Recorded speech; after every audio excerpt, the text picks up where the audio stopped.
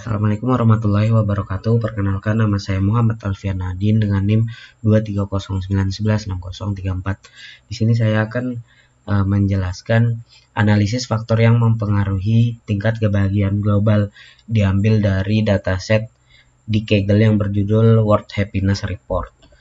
Nah, di sini saya memakai metode CRISP-DM yang berisi 6 tahapan, yaitu business understanding, data understanding, data preparation, modeling, dan evaluation dan deployment. Nah, lalu selanjutnya yaitu business understanding. Nah, analisis ini bertujuan untuk memahami berbagai faktor yang apa saja sih faktor-faktor yang mempengaruhi kebahagiaan global, seperti pendapatan, dukungan sosial, dan lain sebagainya, yang harapannya pembuat kebijakan dapat merumuskan strategi yang lebih baik untuk meningkatkan kebahagiaan orang-orang di negara masing-masing. Nah, masalahnya yang dihadapi dalam analisis ini yaitu perbedaan besar dalam tingkat kebahagiaan. Jadi terdapat beberapa negara yang tingkat kebahagiaannya itu jomplang antara negara satu dan lainnya. Jadi satu negara bahagianya tinggi, satu negara lagi kebahagiaannya rendah.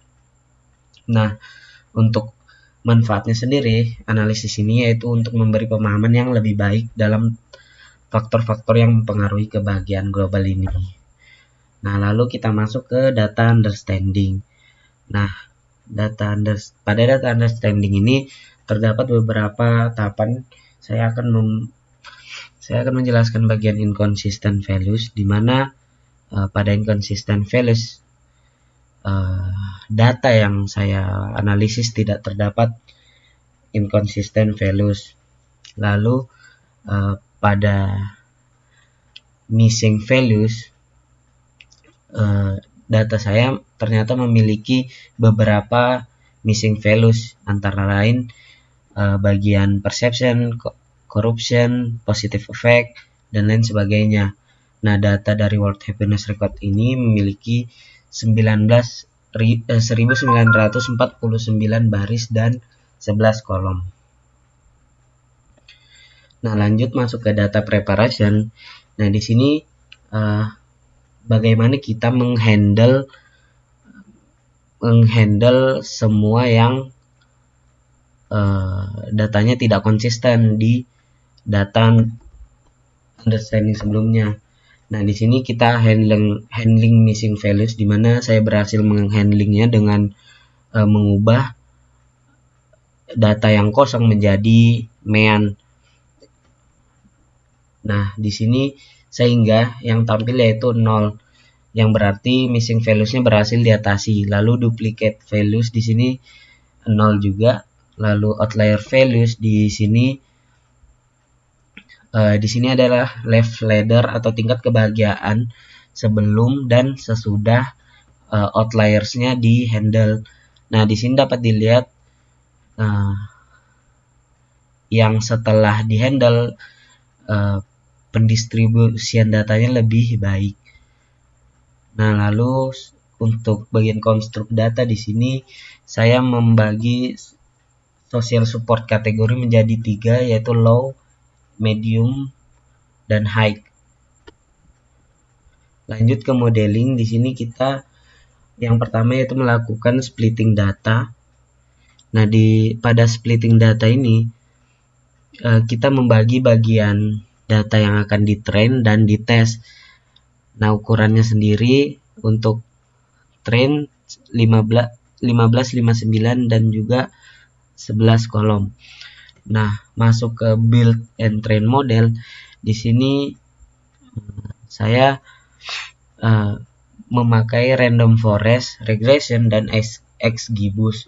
Alasannya karena pada data saya sendiri lebih baik memakai model ini karena lebih cocok dan lebih mudah. Nah, di sini random forest regression didapatkan setelah di train dan testing. Hasilnya yaitu skor trainingnya 0,98 dan pada testingnya 0,97. Lalu pada XGBoost sendiri skor pada data trainingnya 0,98 dan data testingnya 0,98 pula. Nah, yang artinya data ini belum optimal.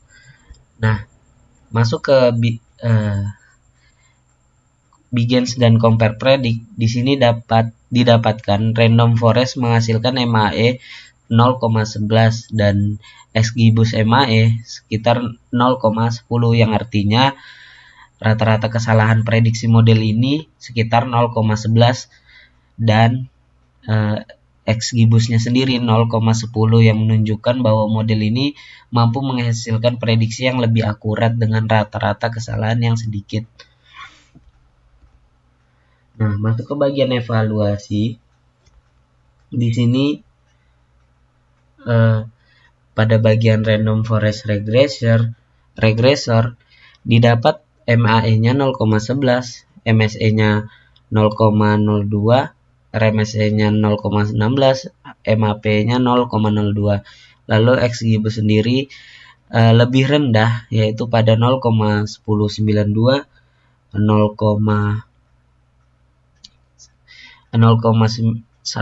0,019 dan juga 0,13 dan 0,2.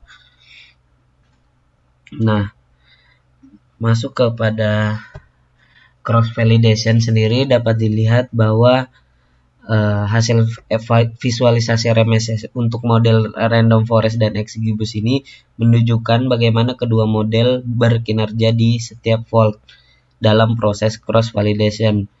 Nah, model RF atau random forest pada garis biru menunjukkan kinerja yang lebih stabil dibandingkan XGBoost, yaitu garis orange. Nah,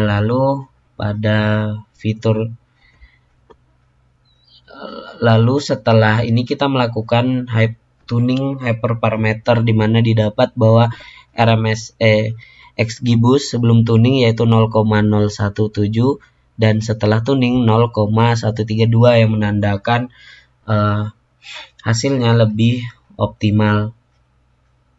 Nah, lalu pada RMSE random forest sebelum tuning 0,0075 dan setelah tuning yaitu 0,0076.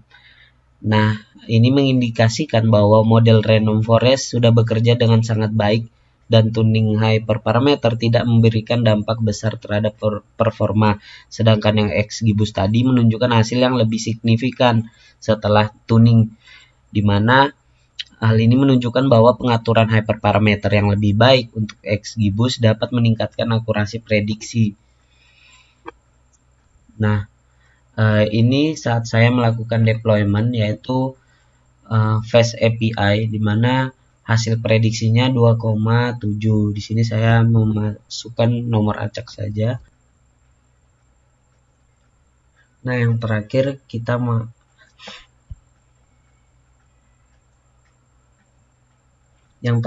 masuk ke dalam dashboard.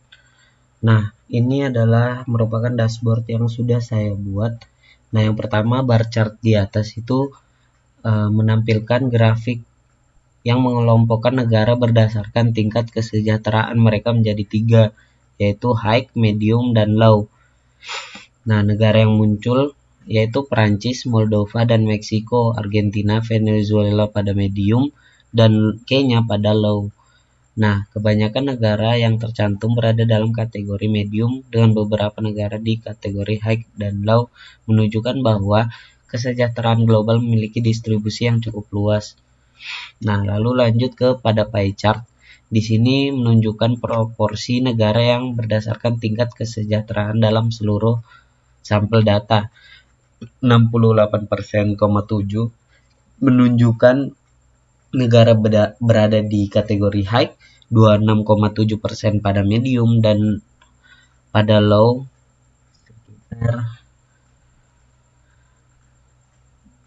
persentase yang sangat kecil. Nah, jadi mayoritas negara yang saya analisis masuk dalam kategori high dan mengindikasikan bahwa sebagian besar negara memiliki kualitas hidup yang lebih baik. Lalu pada life ladder atau tingkat kebahagiaan menggambarkan perbandingan antara negara dengan indikator kesejahteraan yang lebih tinggi, di mana beberapa negara memiliki tingkat kehidupan atau kebahagiaan tertinggi, yaitu Denmark, Belanda, Costa Rica, dan lain sebagainya. Nah, yang terakhir yaitu time chart, perbandingan indikator seiring waktu, di mana grafik ini membandingkan 5 indikator, di mana diambil kesimpulan bahwa yang paling berpengaruh yaitu freedom to make life choice atau kebebasan untuk membuat pilihan hidup, mengindikasikan tingkat kebebasan individu untuk membuat keputusan. Nah, secara keseluruhan analisis ini menunjukkan bahwa negara dengan PDB tinggi dan kebebasan hidup yang lebih baik cenderung memiliki kehidupan yang lebih sehat, meskipun persepsi tentang korupsi dan tingkat kebahagiaannya relatif stabil. Mungkin itu saja dari saya. Wassalamualaikum warahmatullahi wabarakatuh.